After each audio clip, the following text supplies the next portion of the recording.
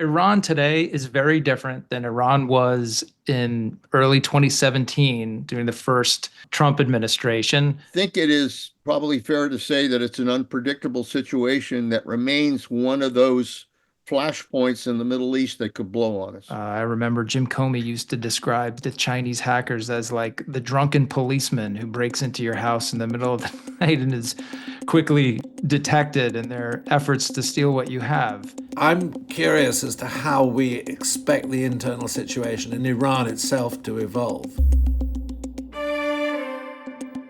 Welcome to Undecision. I'm your co-host, Sir Richard Dearlove, former head of Britain's MI6. Now, I think you've all been keeping a close eye on events in the world, like me, and we're entering a new year, and I think you'll agree that we are faced with a new chapter in global conflict and international tensions.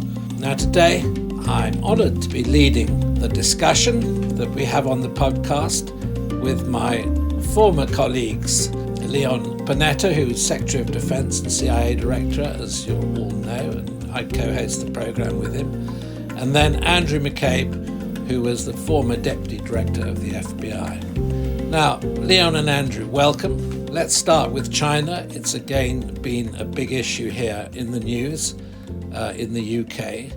So let's look at China's role internationally and what that may mean in 2025 for the rest of the world.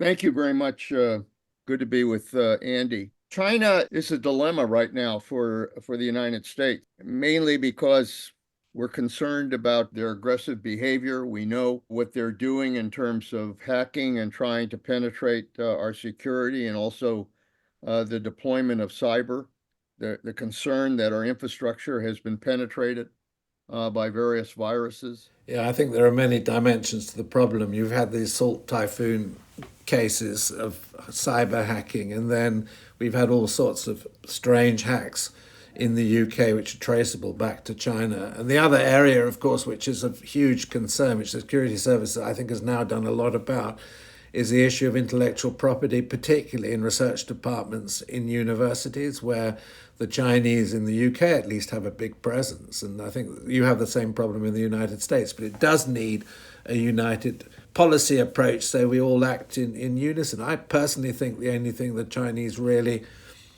accept or understand is strength against them, and probably pretty strict reciprocity or something along those lines. Treat them like they treat us. Andy probably has a better sense of this, but I think one of the biggest concerns we have is their deployment of viruses into our infrastructure.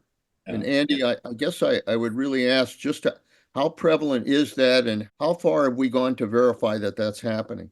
Well, if we go simply by the things our intelligence chiefs and the FBI director and others have said publicly, which is always just a fraction of what they actually know, they are confident that the Chinese have established critical footholds in our critical infrastructure. And the common theory behind that is they are preparing themselves for a conflict with the United States and the ability to negatively impact our transportation infrastructure, our financial infrastructure, our delivery of power and gas and fuel would give them a distinct advantage and cripple the United States in some ways if we were called upon to respond to China militarily. You can't project power effectively on the other side of the globe if you can't arm those troops with food and fuel and ammunition and the things they need to get the job done. So I think they've been very adept at that. They are definitely engaged in the cyber sphere in criminal activity and in supporting the activity of criminal cyber groups across China, the same groups that work for the benefit of North Korea from China. And the Chinese government knows this is happening. They allow it to continue. But I think they save their most skilled, aggressive cyber activity for things that are purely in service of government objectives. And that's what we see on the infrastructure side. They are far more sophisticated now than they were 10 years ago. And I remember Jim Comey used to describe the Chinese hackers as like the drunken policeman who breaks into your house in the middle of the night and is quickly detected in their efforts to steal what you have. They're much, much better now. They really are kind of the class of the field. That doesn't stop them from doing kind of absurd things across the rest of the spectrum, though. As you were speaking before, Leanne, I was thinking about these Chinese police stations that we have now struggled with here in the United States. You actually have Chinese law enforcement and intelligence officers who are working out of official offices that they've created in the United States for the purpose of finding dissidents and people who are out of favor with the Chinese politics at home and threatening them or actually taking them back to China to face repercussions and things. These are activities that if I had sent a few FBI agents over to Beijing to start knocking on doors and asking questions of people, they would still be there in prison. Like, they do not tolerate this sort of behavior within their borders. I don't think we should tolerate it here. I think that's just one example of a way that we need to respond very forcefully and project that you're not going to get away with that sort of stuff here. I guess, what about the Middle East? I think the key question is, can HTS in Syria, I mean, the key contemporary question really change, can a leopard change its spots quite so significantly they're claiming to do? Leon, what do you think of this at the moment? I guess it was Rahm Emanuel, my old friend from Congress, who's coming back as ambassador to Japan, who said that every great crisis provides a great opportunity. And now this collapse of the Assad regime in Syria adds, another crisis to everybody's concerns. And yet, I really think it offers a great opportunity, because it's clear that Iran's proxies have all been weakened.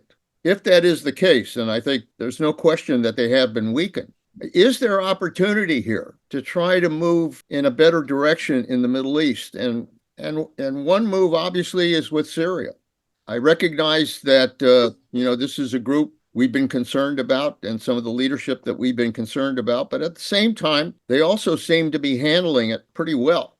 They're providing some governance in Syria, and they're not trying to overstep their position.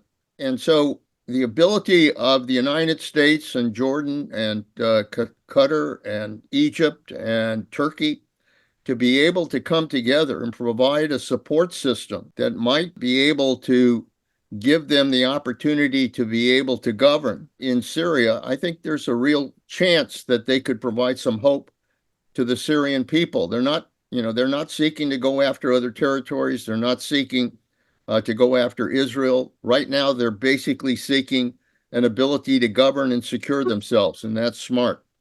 At the same time, I think Israel has to be smart enough to understand that course of action for Israel right now is to try to expand the Abraham Accords and try to get Saudi Arabia to be part of that, and get other Arab countries, moderate Arab countries, to be part of the Abraham Accords, recognize the existence of Israel, work together in terms of both security as well as their economic ties, and also work together to determine how they can coalesce together, not only to support Syria in trying to find stability, but going after Iran and going after terrorism, and also trying to seek, hopefully, some kind of Palestinian solution in the Middle East that will allow the Palestinians the ability to also govern and secure themselves. That's the hopeful path in the Middle East.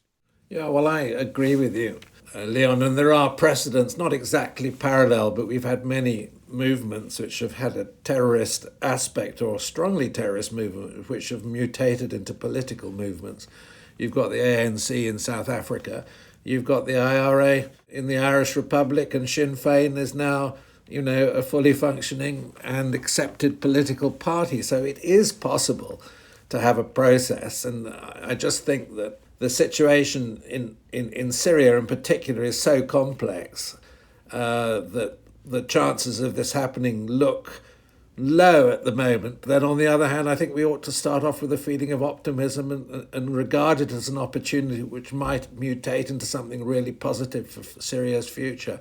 I mean, Andrew, you must be also familiar with this from an investigative point of view. At what point do terrorist movements take on genuinely different character and different clothes?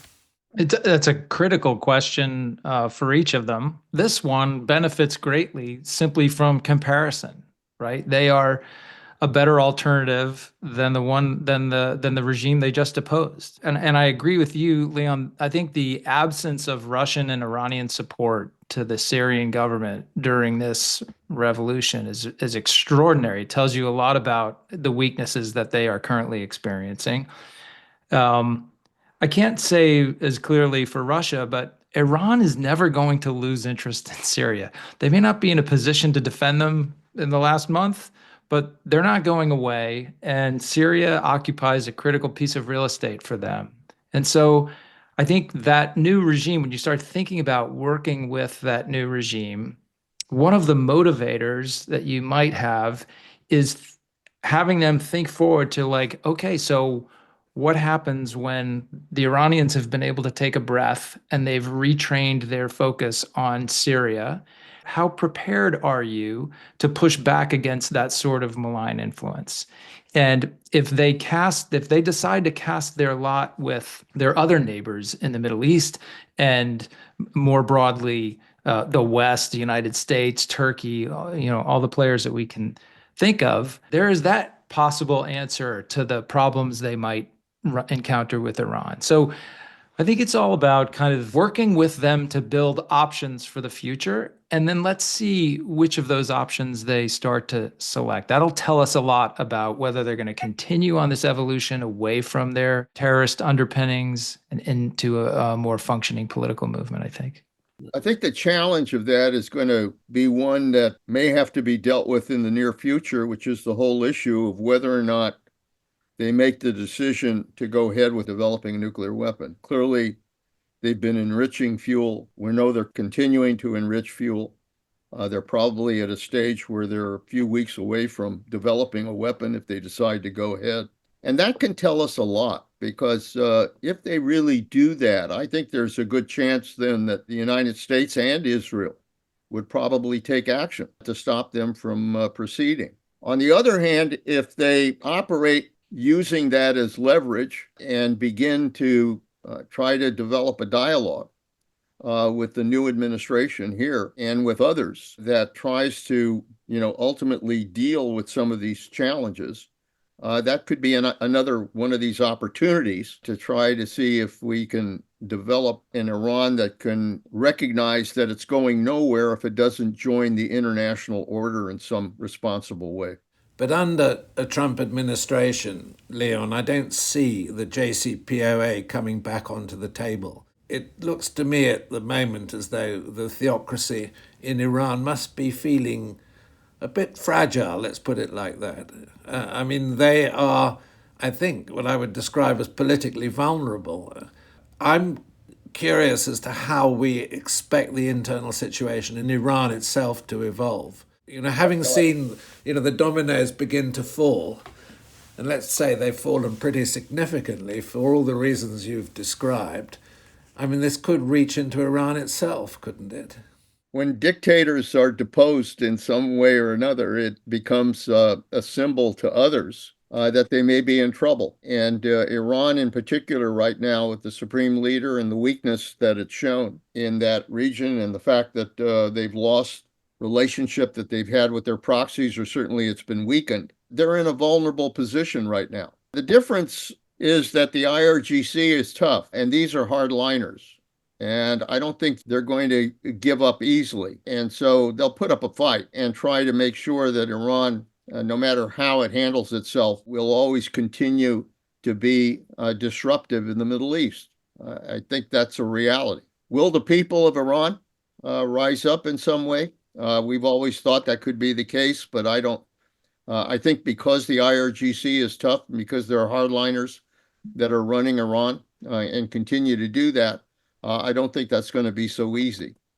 So I guess the real question is going to be whether, Iran has to make a very fundamental decision. If they decide to go ahead with some kind of nuclear weapon, I think that's the end of the regime, and they know it, because if you have war with the United States and Israel going after you, the regime, I don't think, is going to survive that. They recognize that.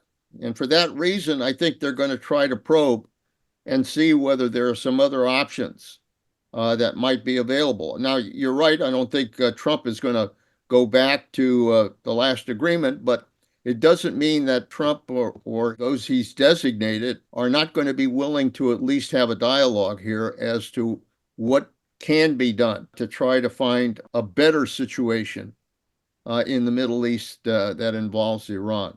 I don't know. I think it's very unpredictable right now. It's very sensitive, and I'm not quite sure that, frankly, all of the United States or Israel or allies in the Middle East really do understand how best to deal with Iran. I don't think they really do. I think they know how to hit back if Iran hits them. So I think it is probably fair to say that it's an unpredictable situation that remains one of those flashpoints in the Middle East that could blow on us. Little Oman has a record of having, I think, quite a clever dialogue with the Iranians, given their proximity. And they've played something, I think, the role of go-between.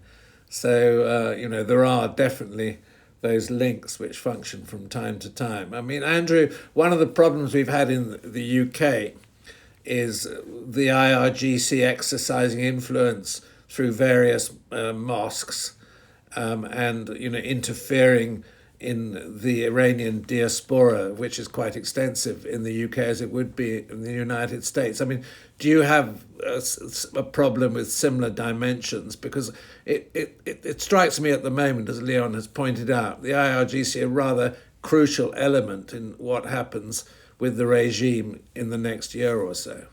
I think that's absolutely right. And I mean, Iran today is very different than Iran was in early 2017 during the first Trump administration, when we walked away from the JCPOA.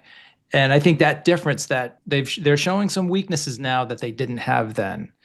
And what sort of progress we make, I think, is dependent upon our ability to work with them and to use those weaknesses to frame them correctly in the context we're currently in. And I think that changes to some degree their options going forward. So I wouldn't say I don't think anything's off the table at this point. It just depends on how much of an open mind the new administration brings to their interactions with Iran. As far as the influence operations, we have not seen the same level of active US-based influence operations. What we have seen historically is a great effort on the part of the Iranians to bring American citizens to Iran to attend these like cultural conferences and things that are essentially indoctrination sessions. And so they have managed to seed influence in the United States remotely, because those people all come back here at some point. But what we're seeing now from Iran and from the IRGC is a much higher degree of hostility. If you think about the targeted cyber attacks on political leaders in our last election cycle, and just simply from the volume of reporting we've seen, it seems like they were pretty intensely focused on the Trump campaign and people associated with the Trump campaign. They used much more aggressive and highly evolved tactics this time by compromising the email accounts of known close advisors and associates of Donald Trump and using those accounts as their kind of way into the Trump organization and the campaign organization. And then we've heard that U.S. intelligence has evidence of Iranian efforts to actually harm President Trump and others here in the United States. So that's a level of aggression that we really did not see 10 years ago. I think it indicates a level of desperation on their part. They probably were not looking forward to another Trump administration. It didn't go well for them the last time, with the loss of the JCPOA and the assassination of Qasem Soleimani. I think they still have an axe to grind over that. But the way to avoid it was not the way they chose. I think not looking forward to it is an understatement. They're probably sitting extremely wide. Of course, the other issue we really do need to talk about is Russia and Ukraine. Being, for us in Europe, such a crucial security issue. I'm not saying it's more important than China, but it does affect us in the short to medium term crucially. How do we think the Ukrainian issue now is going to play out? I mean, let me just say first, I think 2025 will probably be some sort of negotiation, but how do we envisage that coming about? and in what direction is it likely to go? I recognize that at some point there is going to be some kind of negotiations. The real question is whether Ukraine has leverage in dealing with those negotiations. So I think the United States has to make a decision here to continue working with our allies in Europe to support Ukraine, give them the support they need, give them the weapons they need in order to regain an initiative against the Russians. So there is an opportunity here to try to give Ukraine a little bit of an initiative in pushing the Russians back. And if they do, that gives them leverage to ultimately sit down and try to negotiate a resolution. But they have to do that from strength. They can't do that from weakness. Yeah, I agree. I think that's what they should do. Now, what they will do is it'd be a very different prospect. The problem, the problem You've anticipated my question. What will they do? Well, if we go by what then candidate Trump said, he said many times he'd resolve it in one day. There's a significant lack of detail there. I get it. But that doesn't presuppose a very strong position for Ukraine. I don't even know. I'd be hard pressed to name one person in the transition team right now who stands out as a strong advocate for Ukraine. Right. And you're absolutely right. Leverage is the thing they lack. Like sitting down to a negotiation saying, please go home, please leave is not a very strong position. But that's basically, unless we continue to support them militarily with the more aggressive weapon systems that you've seen the Biden administration deliver in the last few months or so, or authorization to use those weapons in an aggressive way, they are, the Russians have time on their hands. They are locked in a static, a battle of no movement. And as long as they maintain that presence in Ukraine, they'll roll into any negotiation with the stronger hand. And the question is, how much support is Donald Trump and his team willing to give to democracy, to the nation fighting for its own sovereignty, for its own right of self-determination, all these things that are core to the American experience? How much are they willing to defend those concepts and these people who have been our friends for some time? That's a scary question, and I think I can see how it's capturing the attention of many people in Europe right now because you guys are on the front line.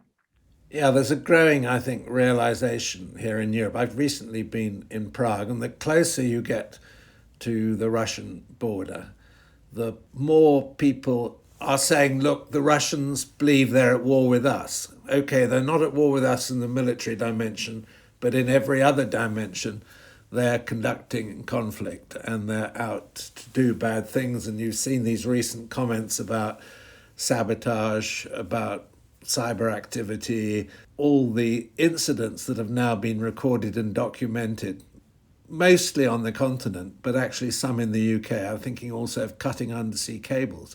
And I think one of the problems, really, from the United States point of view, you're a long way away from this, physically, not politically, but you are geographically a long way away. So maybe people in the States don't feel as strongly that they're in a state of conflict with Russia, but Russia certainly thinks differently. I mean, how does this sort of impact on you? I mean, I've been doing a lot of speaking recently in Europe to try to sensitize people to the seriousness of the situation, saying, the military is only one dimension for the Russians. They look at information warfare, they look at cognitive warfare, they look at the economic circumstances, and all of these things are conflict for them. And I think it's very important to convey that message. But I guess in the States, it's not quite as urgent because you're physically a long way away. And it's more difficult, to get into the continental United States if you're pursuing Russian interests. They've got infrastructure already in place in Europe because of past history. I think there's definitely a lack of focus on the threat that Russia poses to us through their activities in Ukraine. I think that one of the things the Russians did well, and there are not a lot of things they did well in this conflict, but one of them was not engaging more directly with the United States and cyber attacks here in the US. Many of us felt like that was going to be part of their initial approach. They would want to stage some very aggressive cyber attacks here as a way of telegraphing, like, keep your involvement down, don't get in the middle of this. And they didn't. We all interpreted that as a weakness initially. I think it may have been more strategic than that, because by essentially leaving us out of it, they've managed to reduce the degree of interest and alarm across the electorate here in the United States in what's happening in Europe. And yeah, you're right. It's an ocean away, an ocean and a continent away. And that's sometimes very hard politically to generate the support of everyday Americans on a constant stream of, U.S. funding and military gear going towards Ukraine. And that's the thing that's keeping the Ukrainians on the battlefield. So it's a tough set of circumstances. And really, the entirety of, I think, where it ends up is now sitting in the new administration's hands, and they have to make some pretty big decisions pretty quickly. One of the problems we've had in this country is that we have not had presidents who really have reached out to the American people and educated them with regards to the threats that we're confronting. I think we all know we're facing more flashpoints in the world today than we ever have, between Russia and China and North Korea and Iran and terrorism, AI, what have you. There are just a number of threats out there. I don't think President Biden did this. I don't think President Trump ever really kind of said to the American people that, there are real threats out there to our security that we have to be aware of. Now, Trump is talking about building up our defense as he did in his first term. And I think one of their initial efforts is going to be to add a lot of money to defense up front. The fact is that unless he lays some groundwork for that with the American people as to why we're doing this, the American people, for the very reasons that Andrew was talking about, which is that they really kind of have not seen these threats I just defined as a real threat to their national security and a real threat to our security. Unless that groundwork is laid in some way, it's not going to be that easy with a country that is now $36 trillion in debt to start just throwing money around. I do think that Republicans and Democrats recognize that we do have to mobilize in this country, that we do have to strengthen ourselves in confronting all these threats that are there. But, frankly, that's not going to happen unless the American people are there, unless the American people recognize that there really are threats out there and that we have to be strong and that we have to be able to build alliances and we have to deal with these national security threats. And so until a president of the United States takes that step, I think we're always going to be vulnerable to whether or not the United States is willing to truly provide that world leadership and build alliances like NATO and others in order to confront these series of flashpoints that threaten our security. We are at a point where leadership is going to have to decide whether we continue to provide world leadership as we have since World War II, or whether or not we really are going to withdraw from the rest of the world. I don't think we will. I mean, Trump talked this line in his first 4 years, but the reality is that his administration would not allow him to just simply withdraw from the rest of the world. And to some extent, I don't think they can afford to do that now. So I guess my hope is that push comes to shove, they recognize that the United States is going to have to be strong, is going to have to provide world leadership, and that we need to have our allies if we're going to confront the enemies that are out there. Are you prepared to make any predictions for 2025? I mean, not necessarily conventional ones, but, black swan events, things that might worry you. Just briefly, are there one or two things that we maybe haven't discussed which should be clearly in our agenda to be thinking about? Well, presidencies here, and I'm sure in other places as well, are defined not by what they promised on the way in, not by what they said in the campaign, but rather how they handled the events and the crisis that they didn't anticipate, but which inevitably come. And I think by that standard, until COVID, President Trump had a pretty quiet, smooth run of it in his first term. The first couple of years were not marked by any really massive international or domestic crisis that required very different thinking. Then, of course, along came COVID and everything changed. So if I'm thinking about what Leon said, and really who is the President Trump of the second term, that's what we need to figure out. That some of the indicators are not good. The fact that he may think of things very differently because he's no longer running for office. This is his last term as president.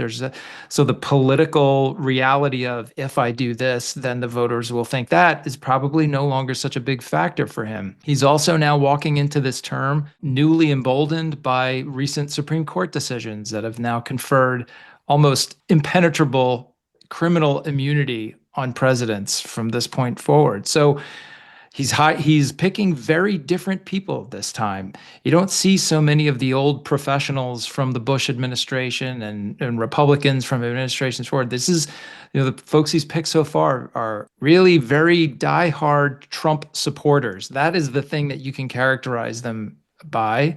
The rest of their backgrounds are quite different, and I'll just say non-traditional. So that combination of things, I think we could see a different approach to crisis and to diplomacy and to dealing with partners. Whether those differences will be positive or negative, I think is really yet to be determined. So he'll have some problems to deal with. Every one of them does. Every president does. I think we could see a very different calculation on the part of President Trump in the second term. Well, I can add to the fact that we're worried in Europe and in the UK. You should be. But I think we should add to that, you've got a political crisis in Germany. You've got a very weak government, which is in crisis in France. You've got not dissimilar circumstances in Spain. And in the UK, you have a new government which has not shown itself yet to be particularly competent. So we have a concatenation of extraordinary political circumstances. And, my concern is how that plays out in the face of the crises we've discussed over the next, let's say, 18 months. Anyway, gentlemen, thank you very much. I think it's a fascinating discussion, and I'm sure that our listeners to the podcast will find much in that to ponder on, even if we can't end on a great note of optimism. Thanks so much for having me on again. It's always a pleasure to talk to you, gentlemen. Thanks for listening to One Decision. If you like this episode, you can listen to a previous one, which we recorded with the Philippines Foreign Secretary. Do you think the U.S. would come to the defense of the Philippines? Well, of course I believe it. Do you think China believes it? Perhaps. And Taiwan's representative to the United States. Dictators are not rational. They'll do whatever they think is right. They don't care about people's well-being. They don't care about people dying. They just think what's best for them or themselves. And that covers how Asian countries are, of course, dealing with growing threats across their region. And to unlock more exclusive content, get timely updates on crucial global events from the podcast, and listen in on meaningful conversations with thought leaders, and be sure to check out onedecision.com. I'm Sir Richard Dearlove, former chief of MI6. Thanks for listening to our podcast.